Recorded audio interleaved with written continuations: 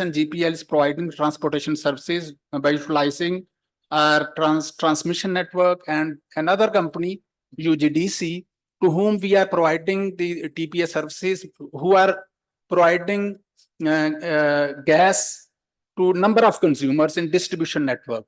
Operationally, we don't see any problem. We were scared at early stage, but operationally we are not. We have not experienced much of the operational constraint. But due to some regulation, we are experiencing some commercial or financial constraints. Third-party access, a snapshot of third-party access I would like to explain is that the TPA arrangement has two types. There can be two types of arrangement: the interruptible service arrangement and the firm service arrangement. And it has the provision for the notification of tariff, and that is covered under Article 25 of the Pakistan Gas Network Code. Capacity allocation mechanism is very elaborative, and Appendix E of Pakistan Gas Network Code provide an elaborative mechanism for capacity allocation. There are congestion and congestion management and balancing rules, and Article 3 and 7 of Pakistan Gas Network Code has very elaborative mechanism for trade. Capacity trading is allowed. The one capacity holder can assign capacity to another, and there is also a mechanism of capacity amendment in Pakistan Gas Network Code through a modification panel. Now I come to the actual topic of future of state-owned regulated pipeline operations in liberal market. Currently, we are operating in a hybrid market where the transporter also has its own gas. The transporter is selling its own gas, and it's also transporting the gases of the private shippers. For any transportation system to function under a TPA rules, under third party, there's some segregation. There must be some level where there is a segregation of transportation function and sales function.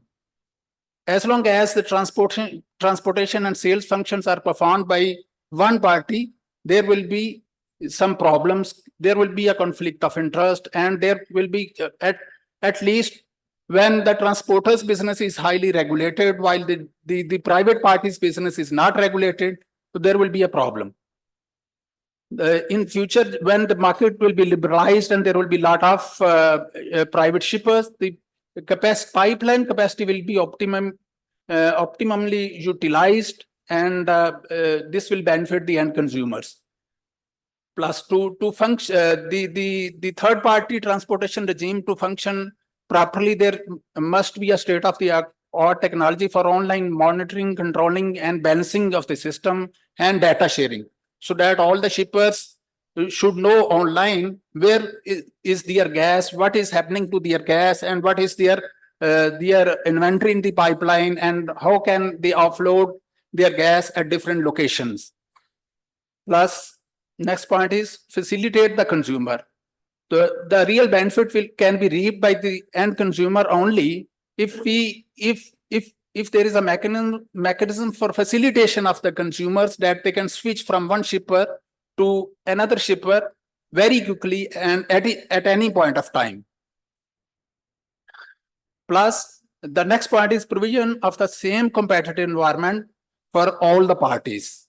In the current hybrid regime, the private shippers can fix their price.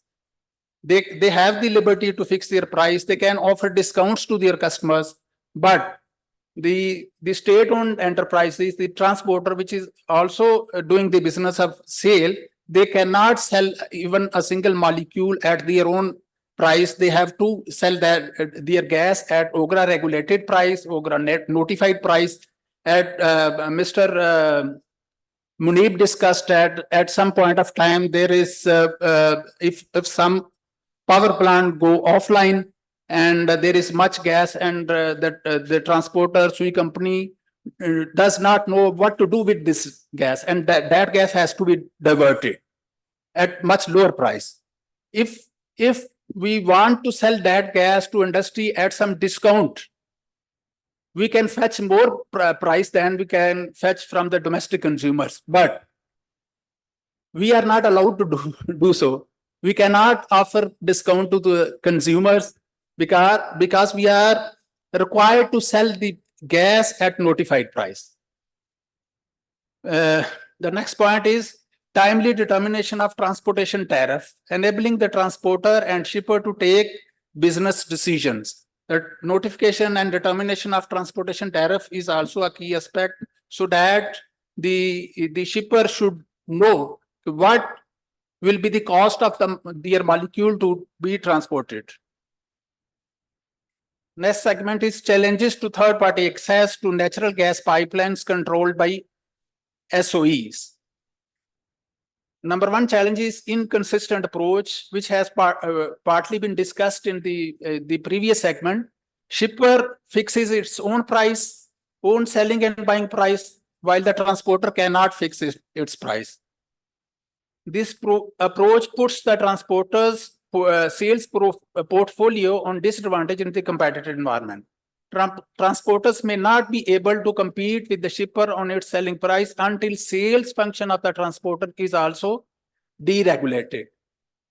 Next point is hybrid model. The hybrid model of the model where the transporter is also selling its gas, it is no more viable in the liberal market.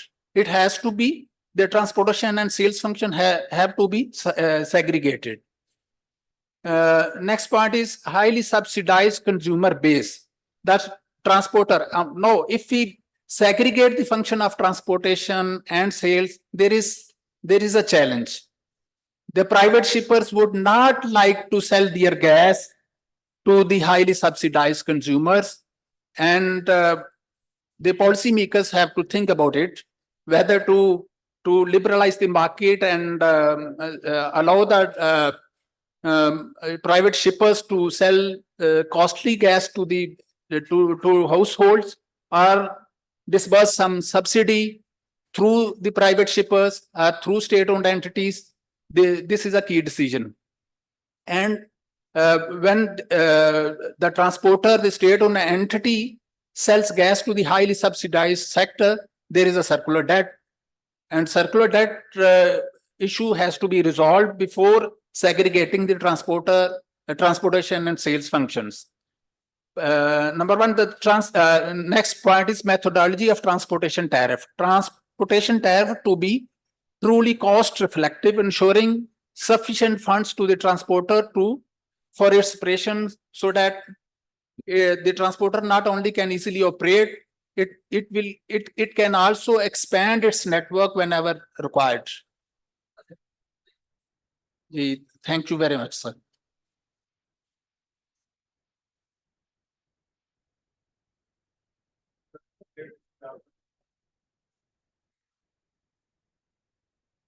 Thank you very much, Nara Saab. Now, the much awaited the last presentation of the day before starting the panel session. The next presentation is from the SSGCL, Mr. Ghulam Muin Butt, the Senior General Manager, Technical Services at SSGCL. He is heading the Planning and Development, LNG Project and Construction, and LPG Air Mix Department. He has more than 25 years national and international experience in midstream and downstream of oil and gas sector. Topic for his presentation is the role of gas companies in the facilitation of private sector and natural gas market, tolling model for LNG storage and regasification facilities. Please welcome Mr. Ghulam Muin Butt.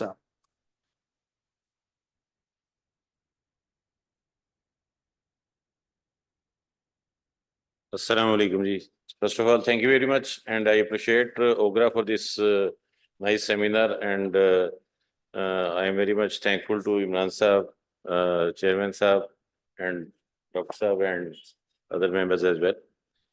So my topic is LNG tolling model and role of gas companies in facilitation of private sector in natural gas market. A lot of things which are already discussed, well elaborated by Ansar, by me and other fellows as well. I will skip those things which are already discussed. First of all, about SSGC, which is not yet discussed. SSGC is a very big organization having almost 4,000 kilometers of transmission network and 49,000 kilometers of distribution network. That's a huge network in the province of Sindh and Balochistan. And we have approximately 3.2 million users that consist of domestic, majorly commercial, industrial as well. Beside that, SSGC has a different business line, which is meter manufacturing plant. And we have the capacity of manufacturing the meters approximately 750,000. It's a huge capacity.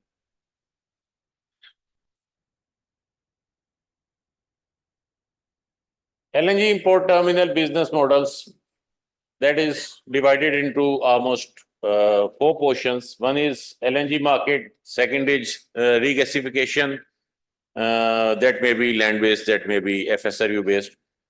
Third one is pipeline, and last one is the end user. There are too many factors which are involved in this business that are also, you can say, enlisted as taxation, financing, and other factors as well. There are 3 types of basic model of LNG terminal business. One is integrated model, one is merchant model, and the last one is tolling model. Although I was assigned for the third one, but I want to give a little bit highlight on the first 2 as well. Integrated model.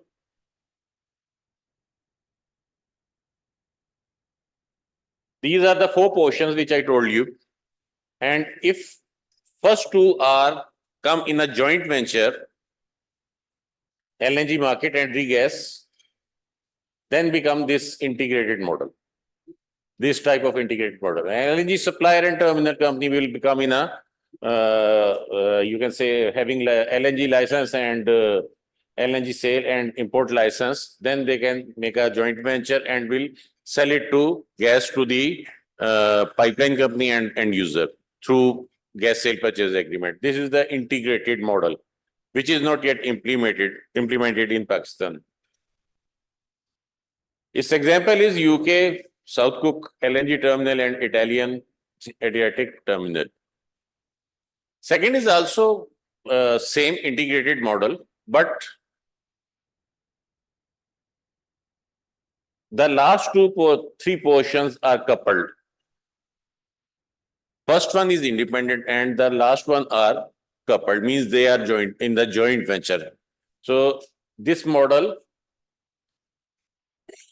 will become terminal and distribution company. They will become in a joint venture and will import the gas from the gas supplier, LNG supplier, and will sell it to the end user through LNG terminal license and distribution license. There are 2 examples. One is in Japan's Futso LNG terminal owned by TEPCO, Japan's Hitachi LNG terminal owned by Tokyo Gas. These are 2 basically companies which are in a joint venture. Second one is merchant model. In this model, there are many risks involved in the LNG supply chain, and all risks are on the LNG terminal owner. All risks, either gas required, either LNG is on the higher price, low price, whatsoever it is. There are too many risks which are, you can say, implemented on their terminal company.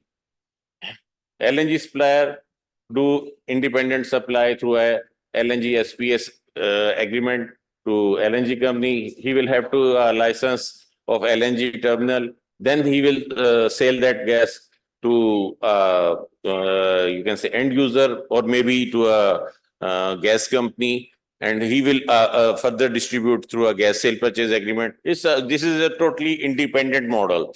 You can say all the risks of every party will have to bear by himself. Its example, In India, that is the Dahej terminal, and USA, Everett LNG terminal. And Pakistani government has also allowed 2 terminals, probably 5 terminals, given the license, if I'm not wrong, 5 licenses to to this model, merchant model. Last one is tooling model. It's a distinct, you can say, in a different side of package. This allows a lot of things, you can say, in a guaranteed revenue form to the LNG supplier and LNG merchant as well, and LNG operator as well, terminal operator, sorry. There are 2 types of the charges through which LNG terminal operator is very much safe. One is capacity charges and second is variable charges. If it is not utilized, either utilized, that would be covered in this contract. LNG supplies to the terminal, and terminal user has a contract with the, you can say, terminal utilization company, and terminal utilization company will have a gas sale purchase agreement with the end user. So in this case, you can say risks are divided in different parties, not on the same party. This example is our own, both 2 terminals. In addition to that, Indonesian terminal. These commercial agreements which are involved in this tooling model, one is charter agreement, which is in between the supplier and FSRU provider and this terminal operator. And these are the typical terms which are used in this, you can say, contract. All the rates which are, you can say, as an extracted from this average, as an average rate. Commercial agreement in tooling, you can say, model is another is facility usage. If I am the user of this terminal, then I will have to make a contract with the terminal operator.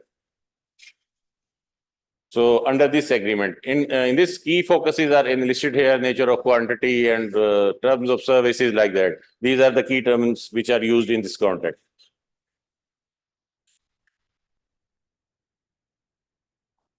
O&M agreement, that is also, you can say, depends upon the structure of the LNG import project, like that. The major O&M agreement includes services scope, standard, performance, term of the agreement, like that. Port use agreement, another agreement which he will have to make with the location. In our case, that is Port Qasim. Another contract will, you can say, will be executed in between these 2 parties.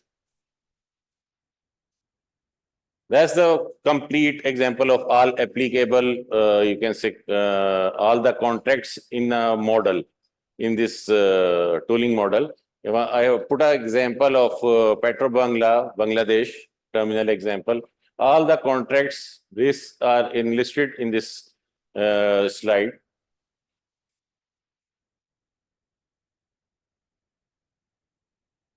These are the same, which is, you can say, applicable on the Angro terminal.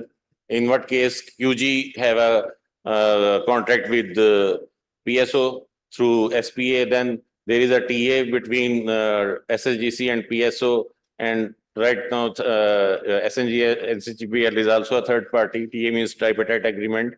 LSC means LNG service agreement in between EETPL and SSGC. That's a complete cycle of the contracts which are right now existing in Pakistan for this Angro Terminal 1.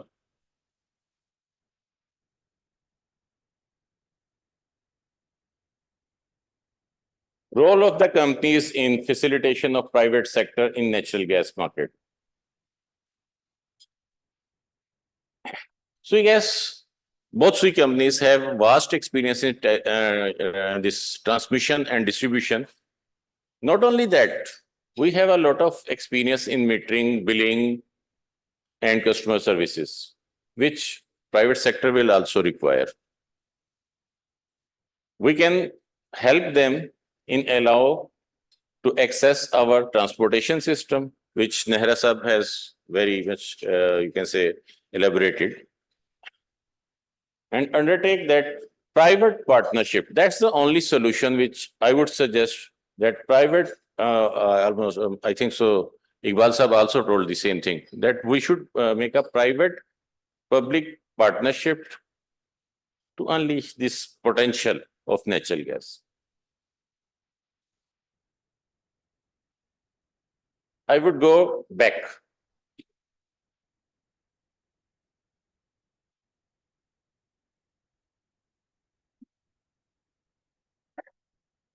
Right now, we are working on this. And what is currently going on?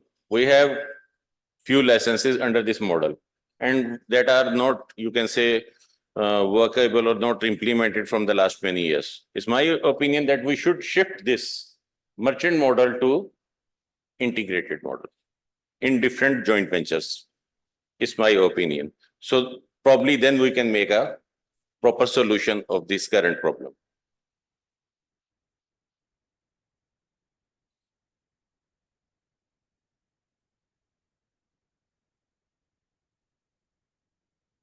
Sorry. एक slide they.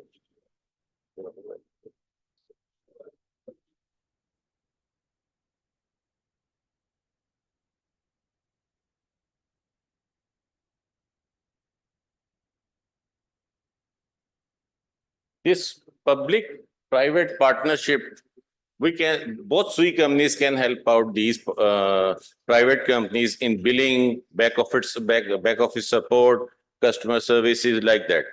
There are too many services which we can offer to the private sector. And if we will come on the same page, and I think so government will have to conduct a joint venture in between all the stakeholders, so that this can be executed. Thank you very much.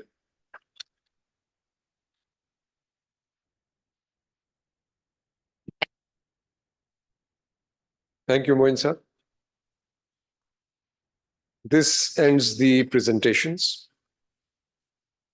Now I invite the panelists to kindly come on stage.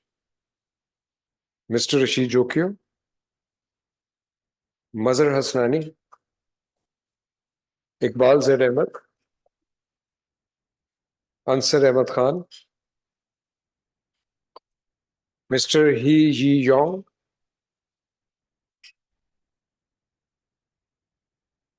Shahid Kareem Sahab.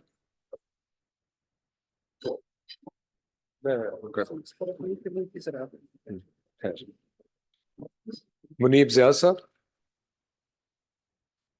Liaquat Nehra Sahab,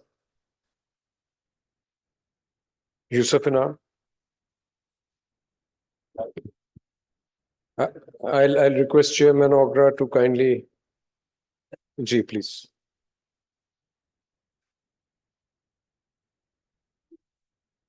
निकल रहे हैं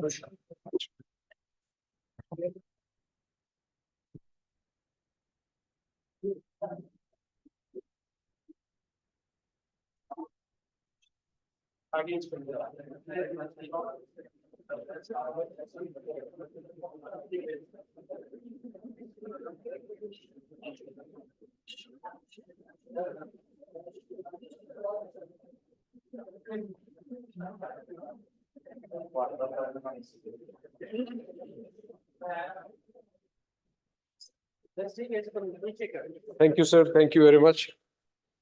Now, in view of the presentations given by the stakeholders, I'll request the panelists to kindly give their insight on what are the future prospects of LNG sector development in Pakistan. What are the impediments being faced and the solutions to move ahead? How do you foresee the demand of LNG in Pakistan in the next decade? What are the major infrastructure gaps?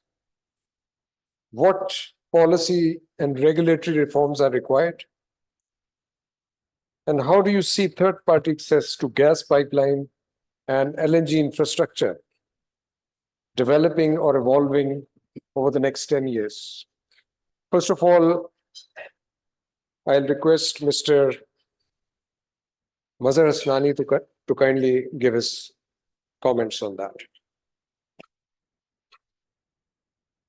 Ji, Assalamu alaikum. Masroor Saab, and all the distinguished guests.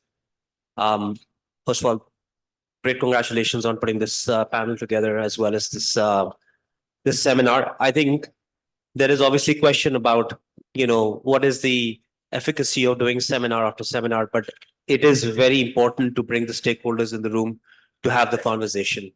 I think it's not just when panelists are sitting and talking, but when we're also discussing, having conversations in the room, in one room itself. So please don't underestimate the value of that. So thank you for that. As far as LNG is concerned and the future of LNG is concerned, I think we really have to take a step back and look at the LNG conundrum in Pakistan. And we really have to zoom out and see what is the current situation on the ground and admit to the fact that we have a problem. This is not a train that's approaching and that's going to be a problem down the road. This is happening now. We've talked about this before. I've talked about this in other forums as well. We do have a shortfall today. We need to have a short-term, a medium-term, and a long-term approach to this.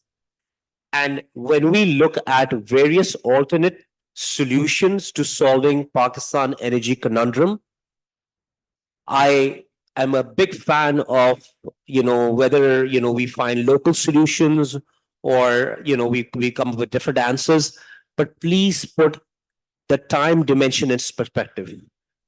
You have the tight gas policy that's out there today that can, yield fantastic results, but think about how long that will take before actually natural gas will come to our house. In the meantime, you're going to continue to see a deepening gas deficit in the country. LNG happens to be a tool that we have in our toolkit today that needs to be utilized.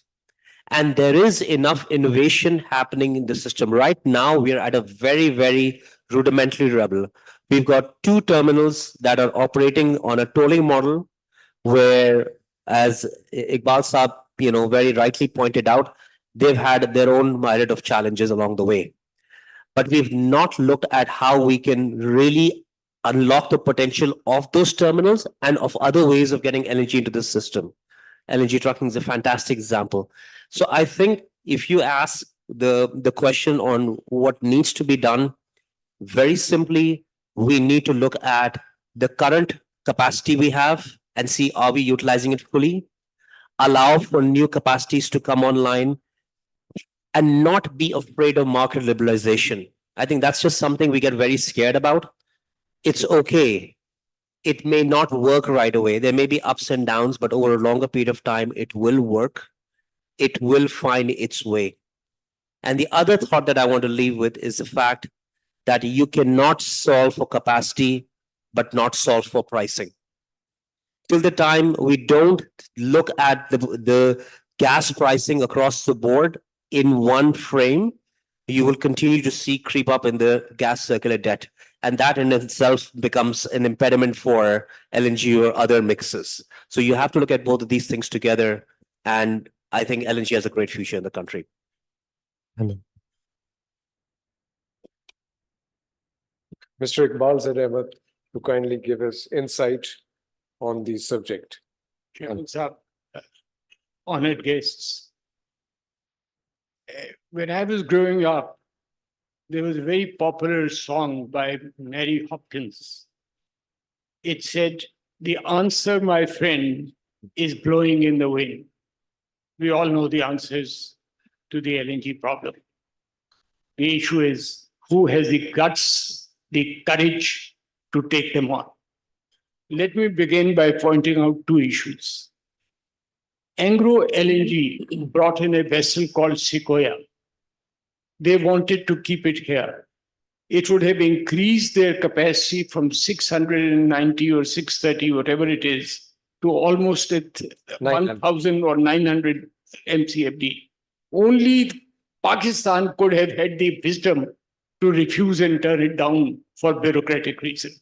No other country in the world would have done such damage to itself. Here was a brand new vessel, duly commissioned, coming in, increasing the capacity by almost 50%, and yet we have the courage to turn it away, and we have the audacity to say that we need more terminals. The PGPC terminal utilization has never been more than 60%. The bureaucracy says, no, the whole world will collapse if you bring in private sector cargo here. It is our capacity. We are the owners of this capacity. Nobody should go near it. This is the thinking which has brought this country to the level that we have come. So somebody has to go beyond that level. I challenge the government. I can bring in cargo today at a minimum of $2 beneath what you are selling.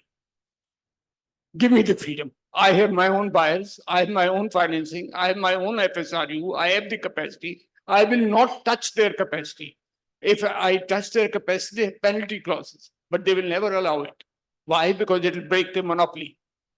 And breaking monopoly, and when we talk of demand of LNG, what demand? They are cutting down their cargoes. They've shifted one cargo from September to December. They're talking of taking down one cargo from ENI or whatever, from Qatar or whatever it is, that there is no demand. So basically, as long as the whole of bureaucracy remains and OGRA continues to be dormant, there is no future for LNG. We think that, If, yeah, unless and until you take a decision to let merit proceed, let the investors take the risk and decide. You should not have any role. Your role should be as OGRA. I should come to OGRA. Within 30 days or 90 days, you should give me a yes or no. I should not run around for permissions to DC Karachi or DC Lahore or anybody else. It is OGRA's responsibility. Develop that capability. And those people should be told that unless they give their NOCs within 30 days, it will be taken as an automatic permission. If they don't give this permission, they have to give cogent reasons supported at a higher level so that there is some check and balance. But who is doing this? Who is initiating these things? All time and day of the government is wasted. We are going to make TAPI. We are going to make IP. We are going to do this. We are going to have a pipeline of LPG. You are all wasting your time. And this is what it is coming to. Sir, I challenge you that the problem of energy in this country is a solvable problem. That cheap LNG is available, that existing capacity is available. You should have come and you should have said, Mr. Iqbal, please use your capacity, show to the world that we can import private cargoes and sell them so that other investors come in quickly. This should have been a showcase to invite more investment in the sector. Why are these five people who have the license not doing it? It is the failure of your policies which are responsible for that. So my request, sir, this morning has been to the chairman and is again to the chairman now. Please make OGRA into a tough organization, into a responsible organization. Take decisions. I have read your charter. You have a very strong charter. If you want to exercise your rights, you can put the sector right. So please go ahead, use your powers and keep the sector right. And I'm sure, sir, I again submit that cheap LNG is available. Much you will save foreign exchange, you will save circular debt, and you will allow more private sector investment to come in. But please do something. Take the challenge and move on. Thank you. thank you, Iqbal sir. OGRA has always been very supportive of market liberalization, be it natural gas or LNG. I'll request Chairman OGRA to kindly comment on this.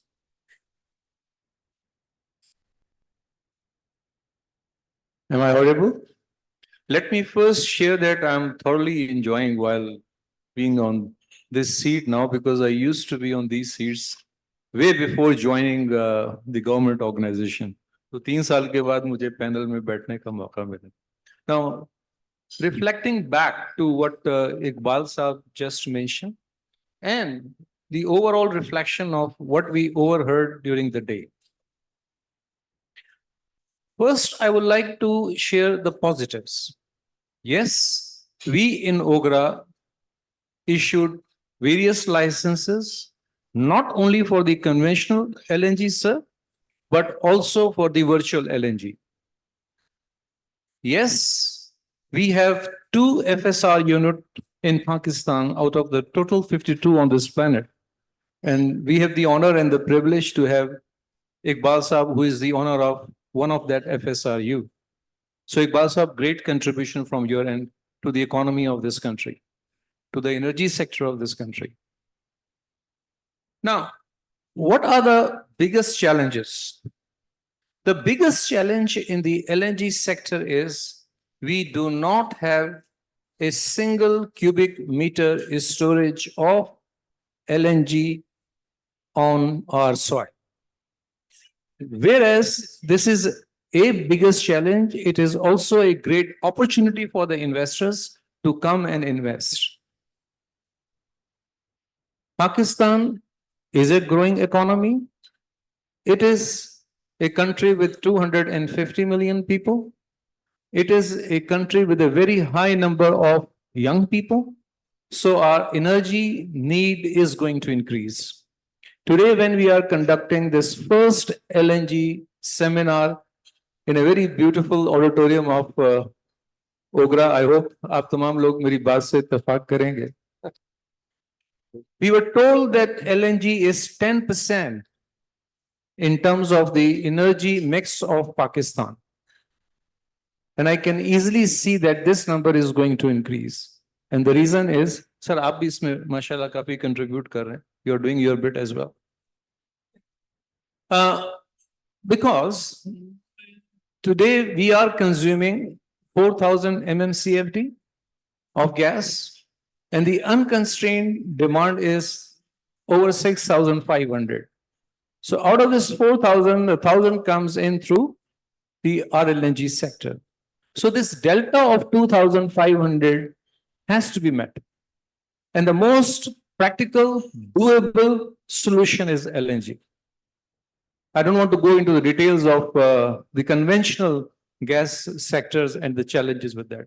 So I will conclude my comment that yes, there are challenges and we all have to work collectively as a stakeholders, as a team to work on solution.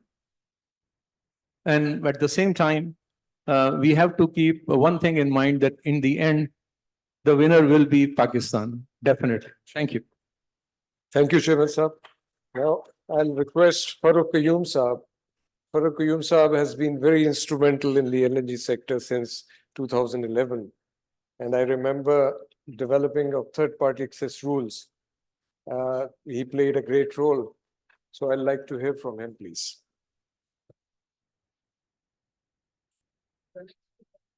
Hello. Ji, Assalamualaikum. I'm Farooq Qayyum ji. Well, I am not as fortunate of having a private sector experience. I have served the government for 40 years and 6 ministries as secretary. But my passion for LNG brought me into this project. And we started, as Imran said, in 2011. And first of all, I need to compliment you. This is the first seminar which is honest, sincere, and takes stock of what is the challenge and what went wrong and what needs to be done. And our icon is Iqbal Zaid Ahmed Saab. We've learned so much from him, and we have shared so many things and experiences together. Just for 2 minutes to introduce what we did so far. We were the first company to identify Chanbadu Creek as an independent channel away from the main channel. We were the first ones to sign a long-term LNG contract with Qatar Gas. Mr. Saadul Kabi came to Pakistan. and so many other firsts, but nonetheless, we're the first ones to set up the world's largest 5 energy companies consortium in Pakistan. And we were on the cusp of breaking ground, and we had with PQA developed and agreed on SOPs to move men and material. Our construction barges were in Oman. They were to move. And suddenly, with the change of wind, the government changed. And a new policy came into PQA. And everything what we had done was wiped away. And we were told to move to a new policy. That is consistency of policies and all that. Having said that, now we are here where we are.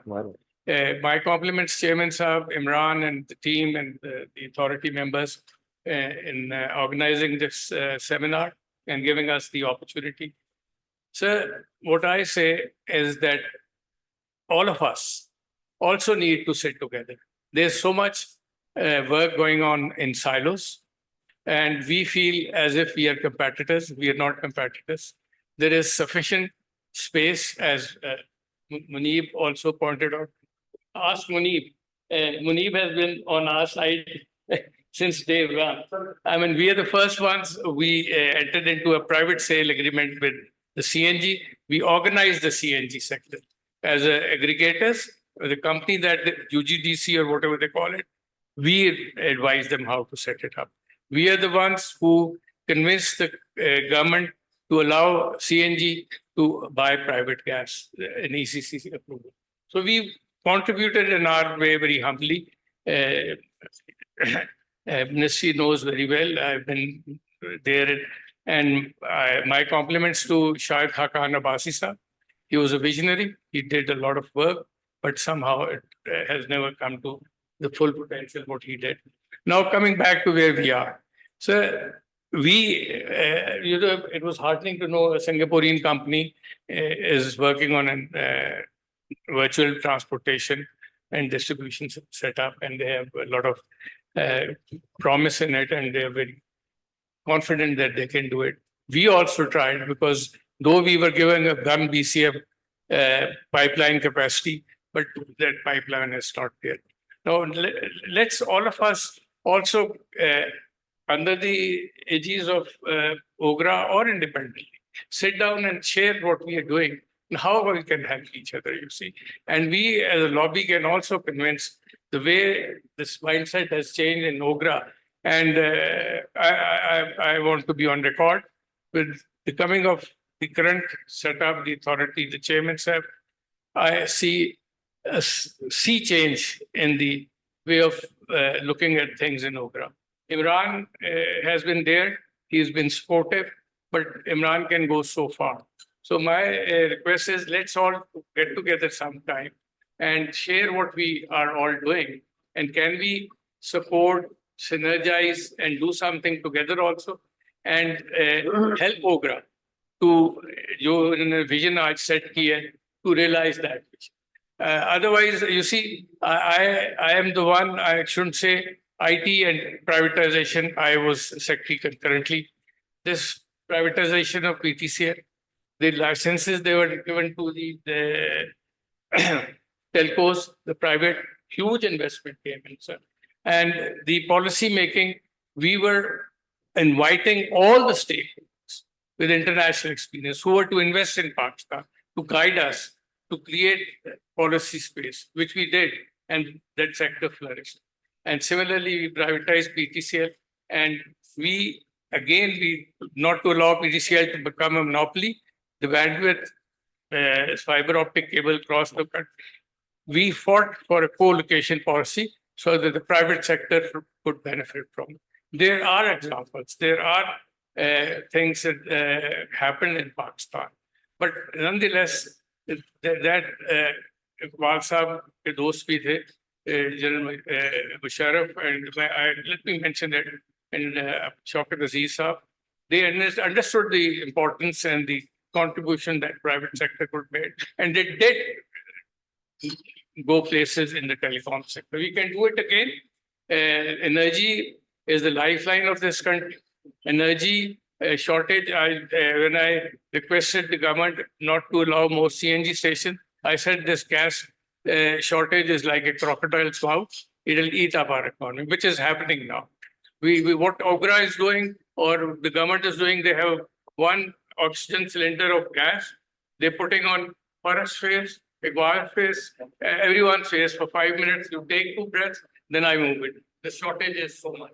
So let's get together and help each other to help Ogra, and also please invite PQA also, because ultimately हमने उनके साय के नीचे काम किया We did. और हमने 5-7 साल I swear to God हमने सफर किया $20 million ऑडिटेड इन्वेस्टमेंट हुई हुई 1930s. I think, sir, they are online. They are online. They're on Zoom link. Okay, so but I don't know, मैं गिला Yeah. नहीं कर सकता Yeah. क्योंकि हमने उनके नीचे काम करना है, मैं उनकी राय है, बट खुदा का वास्ता को तरस खाए. That is all I want. Thank you, sir. तरस खाए जो लोगों ने मैंने as a passion join किया. खुदा शायद I would have been in the United States. I've served this country for 7 years in the United States. And I was, but We honor your passion, sir. ये कि ये energy में काम करूं. इकबाल साहब ने बहुत encourage किया हमें, बट अब मैं इकबाल साहब के पास फिर जाऊंगा तो फिर हमारा हाथ पकड़े. Thank you, sir. Ji Aman. Thank you. Now I'll request Mr. Yong. First of all, thank you for coming all the way from Singapore. How do you see the LNG sector developing in Pakistan, and especially the virtual pipelines? Well, I think it has a great future because Okay. I just met some officer from Ogra and he confirmed my figure. Pakistan consumes 20 million tons of liquid fuel at the moment. So, you know, there's if we kind of replace 10% of 20 million tons, that's already 2 million tons of LNG. So it very significant amounts.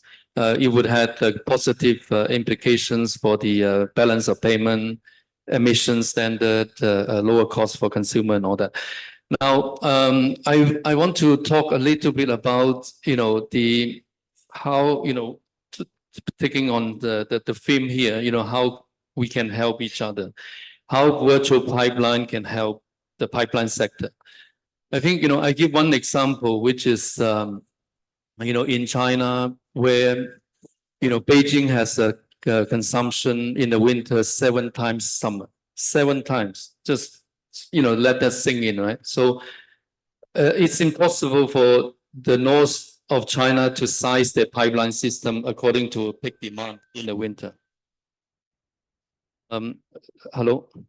Can you? Okay, so I was saying it is impossible for North China to size their pipeline according to peak demand in the winter. So what they do is really they use LNG as peak. Hello? So they use LNG as peak shaving. So they had injection ponds, and then they inject LNG into the pipeline system.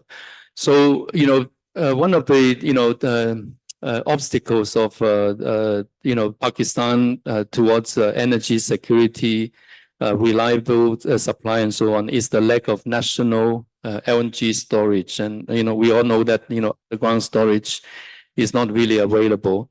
But you know virtual pipeline can build up distributed LNG storage across the country, and in the winter during peak demand, you know that LNG can be injected into pipe. So that's a good way to help each other. If Ogra can work out some kind of pricing mechanism, so you know the cost of storage is properly accounted for. So that's maybe one idea I have. The other idea I think maybe to help the health development of the this one. Hello. So sorry. Okay, much better. So yeah, let me make another humble suggestion when it comes to developing the sector. You know, the British had this concept called tank gas. You know, many years ago. You know, if you go to Sri Lanka, The Sri Lankans would tell you they had tank gas, from 1920s. Shanghai has tank gas when Shanghai was a colony of the British and the French. Singapore has tank gas. Hong Kong has tank gas. So basically, it's a simple idea that whoever build the infrastructure gets to benefit of supplying the gas to this designated area. Now, I think the Chinese again took this idea very far. Now there are 5,000 city gas companies in China, 5,000. So each and every one of them, bid for a right to supply for a geographical area. One municipality, one city, the rural counties, or a few of them. So if you look at the leading distribution companies in China, like ENN, which is listed in Hong Kong, they had 400 city gas franchises under their belt.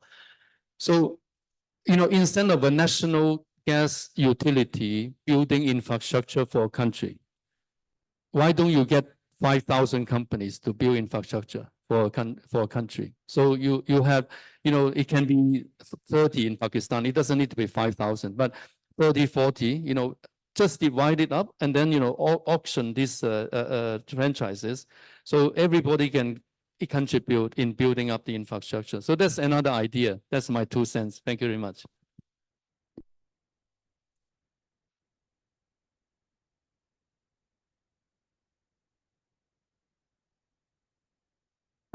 Okay, gentlemen, we have a little time constraint, so we will take quick comments from the remaining participants, the panelists. Munib Zia Sahab, you have been very instrumental in the third-party access for the gas pipelines and the third-party access for the terminals. How do you foresee the third-party access regime evolving in the coming decade? Thank you, Imran Sahab. At the very broad level, I must say that any model, any system, third party or otherwise, is as successful. I'm sorry to interrupt. Let's keep the comments to 4-5 minutes, if you don't mind. Is as successful as the policy or regulation of an economy allows it to. I think that is the key point. In so many ways, our fellow speakers have been talking about it. And in the nutshell, I would say that the policy decisions, and policy decisions are not necessarily what is written on paper. For instance, what is written in LNG policy 2011 is not the only policy decision or direction of the government. There can be so many other actions indicating policy. I give you one example. If a monopoly in the country sets up subsidiary institutions, and which institutions that capture the market, there is no room for the private sector to work. So what is important is your policy decisions, whether they are contained in one fine document, or your actions or your decisions, direct or indirect, and your regulatory framework. If that inhibits the growth of a particular system, and in this case, third-party access, it will not work.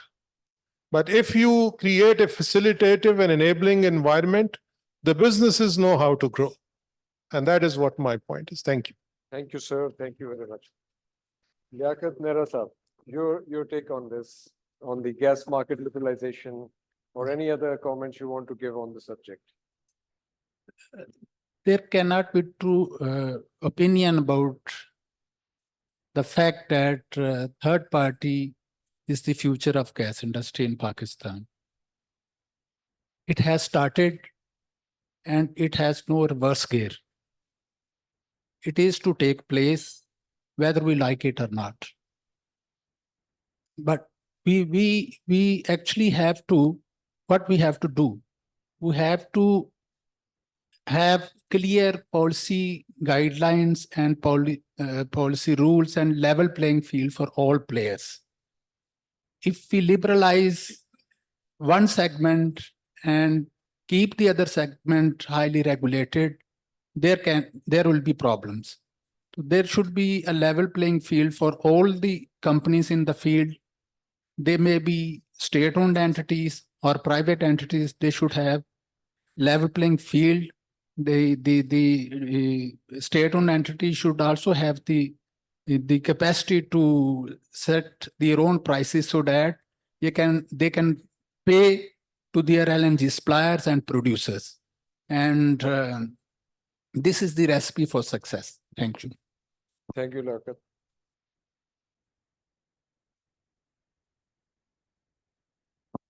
Shahid Karim Saab,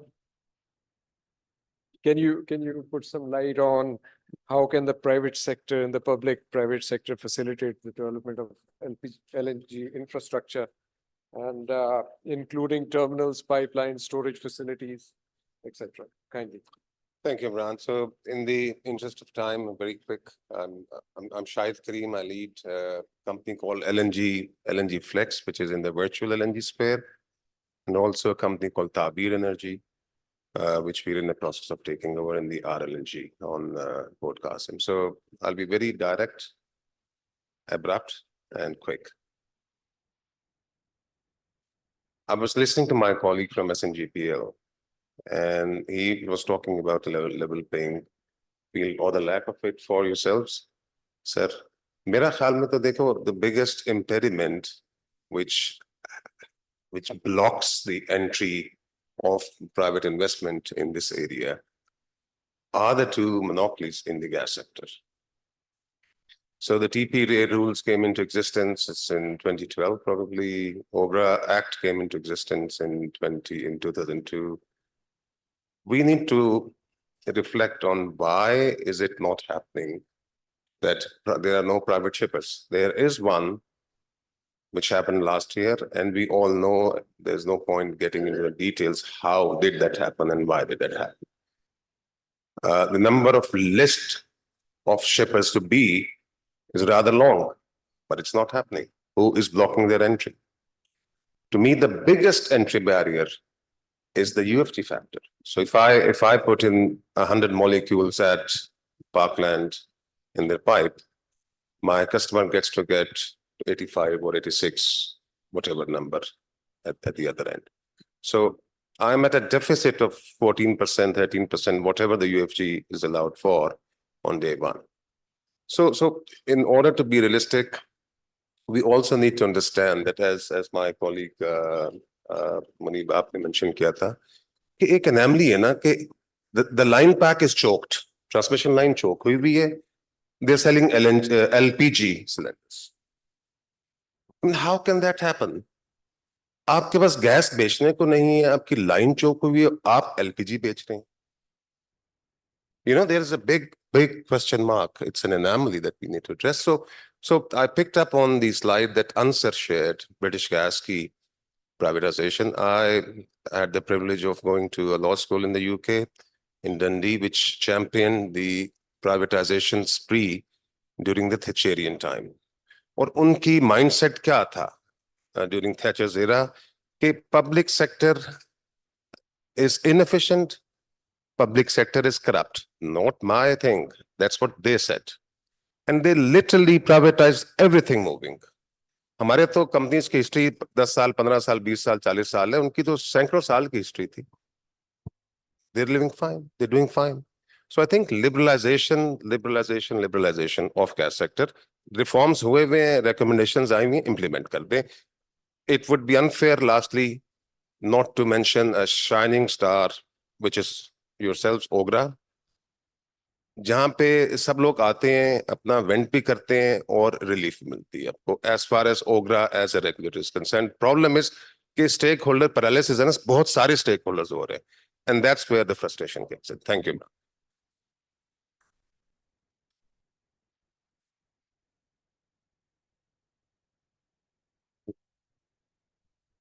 Assalamu alaikum ji.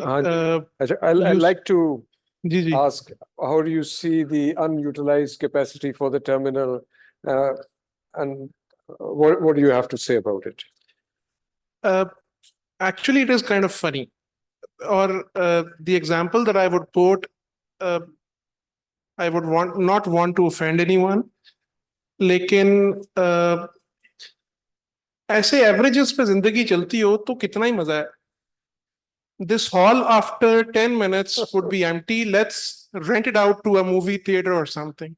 It's not possible, sir. 50% utilisation नहीं है इसकी. तो and थोड़ा सा इसे और आगे लेके चलते हैं. जुमे के टाइम पे मस्जिदें फुल होती हैं, बाकी 6.25 दिन खाली होती हैं. We do not think otherwise. Infrastructures are designed in a manner that they cater for peak capacities, and then there are periods when they are not fully required. Motorways is an example, power plants are an example. Pick up any single infrastructure, and I would love to be proven wrong on this fact. So yes, there are times that we choose not to fully utilize the terminal, obviously, because either the country does not have money to buy LNG. The LNG is $86 per MMBTU. Or there is definitely no appetite of LNG at that time. Thinking LNG alone, I believe, probably शायद एक problem है. LNG is a part of a bigger industry, the natural gas industry, which itself is a very small fraction of the energy industry of the country. Over the past at least 3 years, ये जो हम trend देखते आ रहे हैं, Covid की recovery के बाद से हमारी energy consumption shrink हो गई है. As a country, it is alarming for us. We need to see how things would get those parameters right. And then obviously, I do share the sentiment. We respect your views, but obviously other stakeholders have other views. Yeah, about it. sure. And there is liberalization of gas market and the LNG terminals worldwide. But we will, if we get into that discussion, that won't end. So anyhow, just generic comments from your side.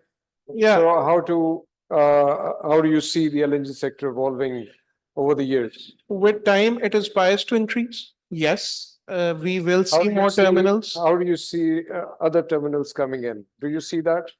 I do see that coming in because obviously down the line, we'll see an increase in appetite of LNG.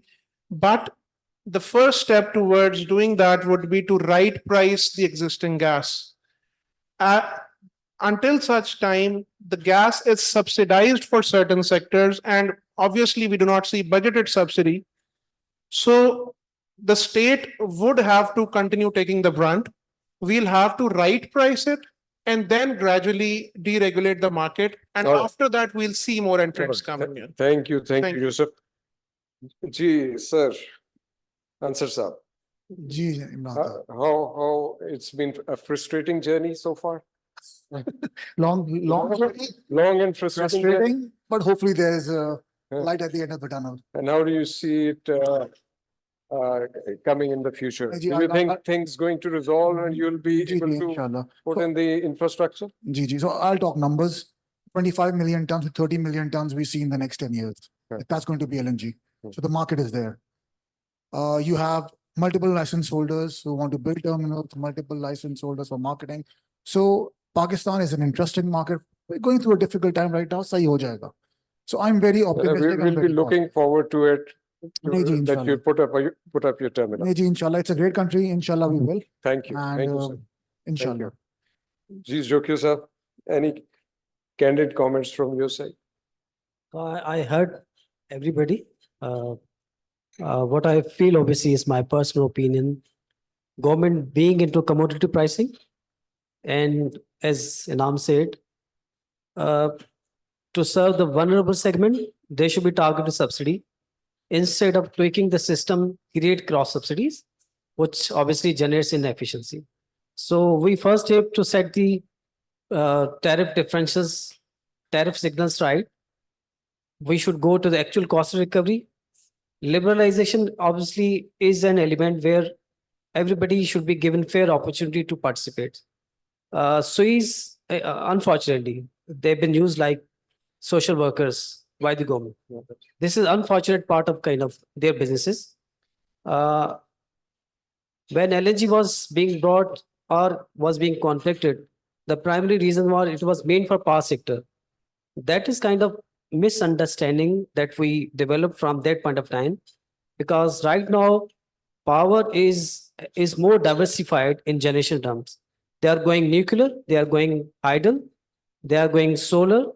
They have committed with the interest lenders their existing generation to be 60% towards on a renewable by 2030. So there's no room for LNG to be consumed by power. This is the reality now. As Shai Sahab highlighted, right now we are facing issues where high line peak pressures in the absence of any storage. So we are kind of consuming, the sweet companies are compelled to offload LNG, compelled to curtail domestic production. So government has to set its foot backward, let the system be liberalized, maybe in a phases. Let the market flourish. They should be competitive. And the last thing, sweet companies should have equal opportunity to participate in a liberal market. True. They should not be let alone to suffer. Thank you. Thank you, Jogi Sahib. Iqbal Sahib has something to say, please.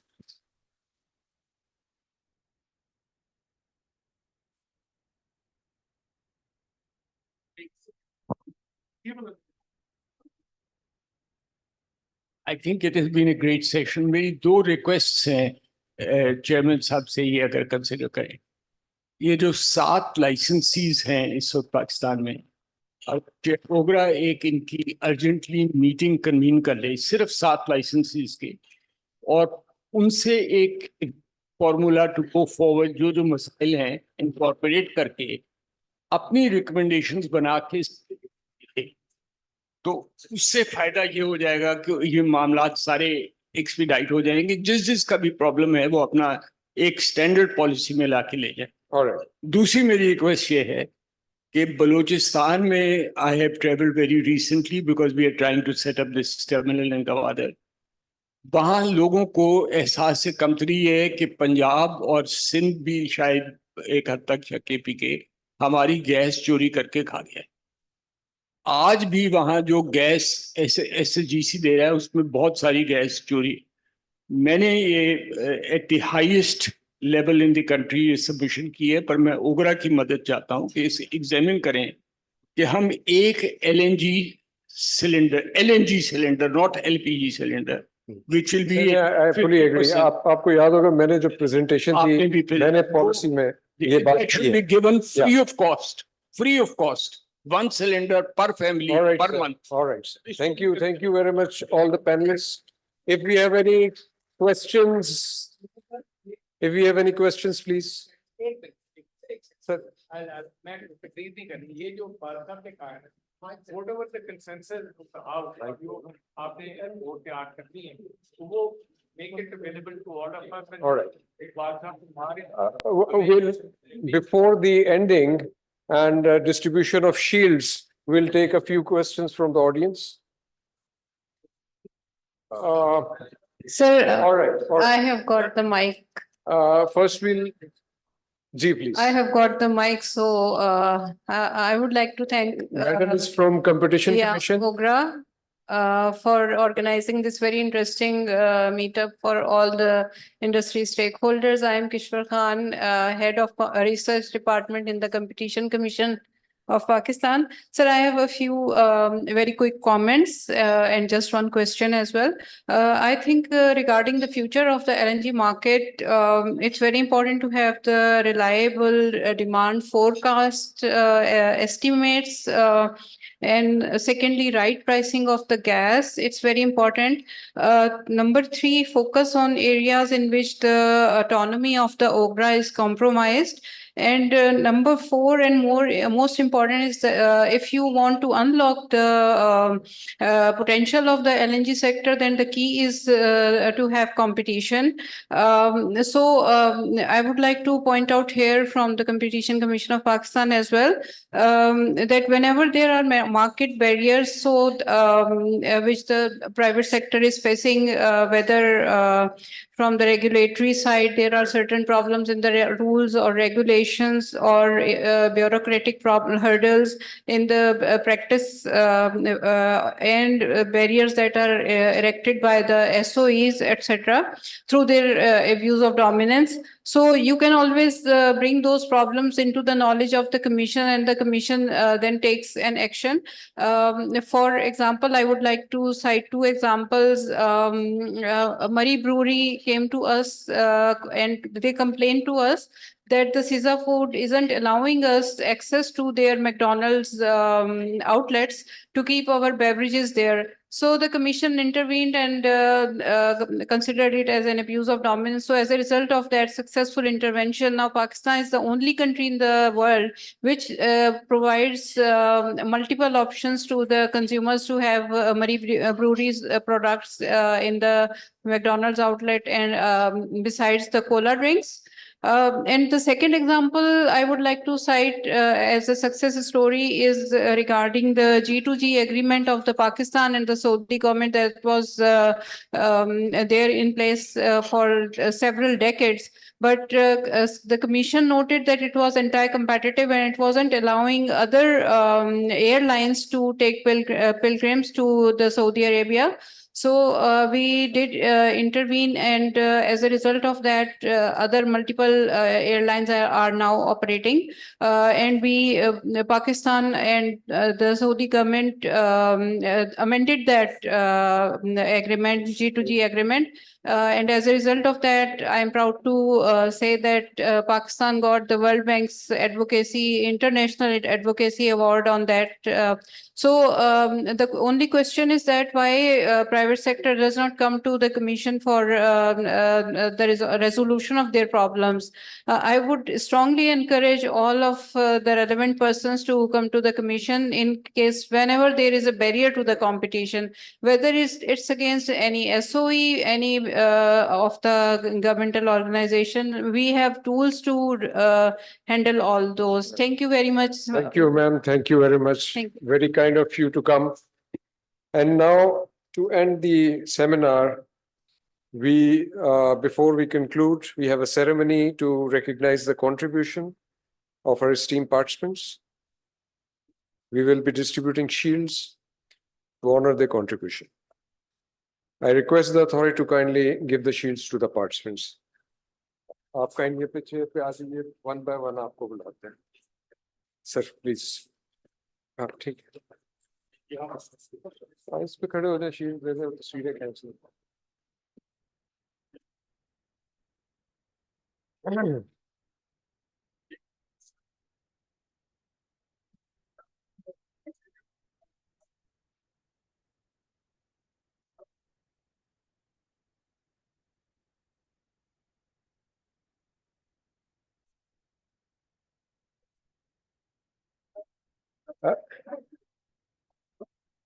We will be distributing shields to all the presenters and the panelists.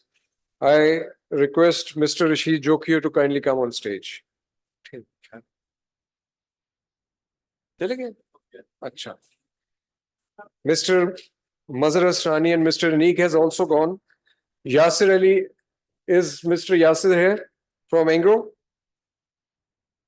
He's also gone. Okay. Iqbal Z. Ahmed Saab. Sir.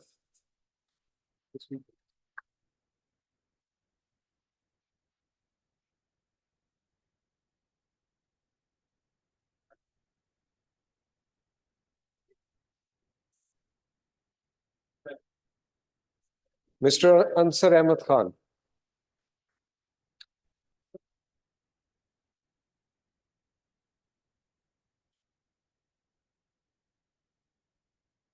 Mr. He Yi Yong.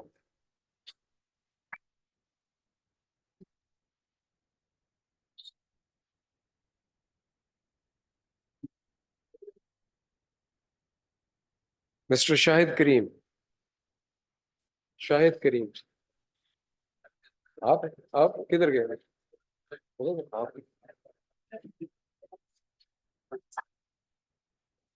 Mr. Asif Chuktai will be receiving the shield on behalf of Mr. Shahid Kareem.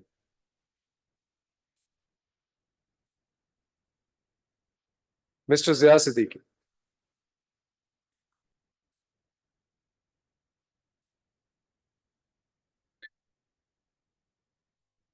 Mr. Munib Zia.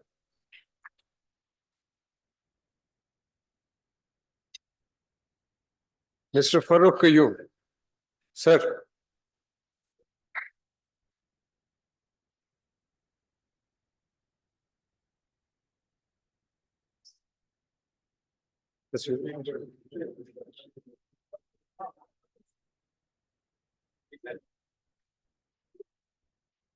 Mr. Liaquat Nehra.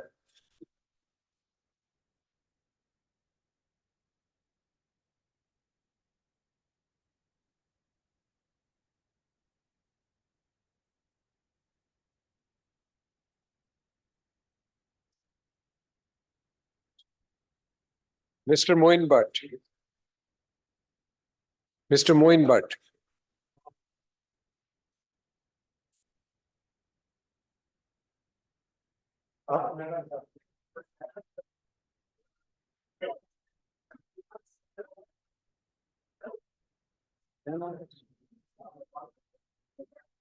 Mr. Danish will be receiving the shield on behalf of Mr. Moin Bhatt.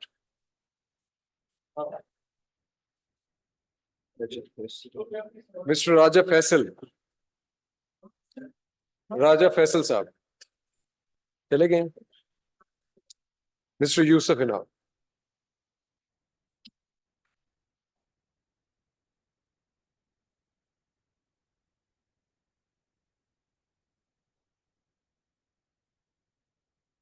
Ahmad Rashid रहता है. Mr. Ahmed Rashid. और कौन? Sir आ जाए sir. नहीं नहीं छोड़ो यार. नहीं थोड़ी मेरे पास नहीं. ठीक है बस.